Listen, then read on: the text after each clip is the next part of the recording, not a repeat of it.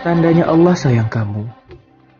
Seringkali kita berpikir jika hidup kita dipermudah, maka kemungkinan besar kita disayang oleh Allah. Padahal jika kita diberikan rasa susah, bisa jadi usaha kita akan dinilai lebih berkah. Terkadang saat kita merasakan kesulitan ataupun kegagalan, kita khawatir dan larut dalam kesedihan dan penyesalan. Padahal mungkin saja Allah menyiapkan yang terbaik di bulan depan. Besok hidup atau tidak saja, kita tidak bisa memperkirakan. Lantas, berani-beraninya kita memvonis buruk masa depan.